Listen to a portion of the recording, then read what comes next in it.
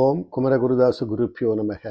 பாம்பன் சுவாமிகள் அருளிய எழிலார் சுரும்பு 6வது பாடல். கடியேறு அரத்தம் எழில் நீளம் வைத்த கவின் ஆரம் மிக்க மிளைவோய். கடியேறு அரத்தம் எழில் நீளம் வைத்த கவின் ஆரம் மிக்க மிளைவோய். செடி சேர் அமித்ரர் பகைவா உருத்திரர் சிறுவா சுவர்கர் இறைவா. படியா நிலத் மலை போல் அலப்பு இல்பவமே. படியா நிலத்தின் மலை போல் அலப்பில் பவமே. இழைக்க எனவோ வடிவான மக்கள் உருமேவி நிற்கும் மகனாகி நிற்பன் இங்கனே.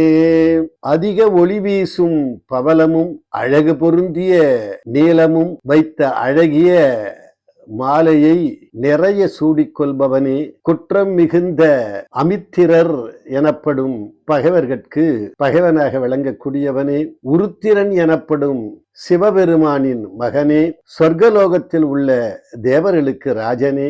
நிலையில்லாத பகையான இந்த பூமியில் மலை போன்று பெரிய பாவங்களை அளவில்லாமல் செய்வதற்காகவா அழகான மக்களை போன்று உருவை கொண்ட ஒரு மகனாக இவ்வுலகில் நான் தோன்றினேன். முருகப்பெருமானே கூறியருள்க என்று பாம்பன் சுவாமிகள் முருகப்பெருமானை நோக்கி விண்ணப்பம் செய்கிறார். கடியேறு அரத்தம் எழில் நீளம் வைத்த கவின் ஆரம் மிக்க மிளைவோய். செடி சேர் அமித்ரர் பகைவா உருத்திரர் சிறுவா சுவர்கர் இறைவா.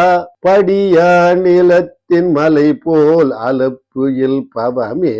இழைக்க எனவோ வடிவான மக்கள் உருமேவி நிற்கும் மகன் ஆகி நிற்பன் இங்கனே.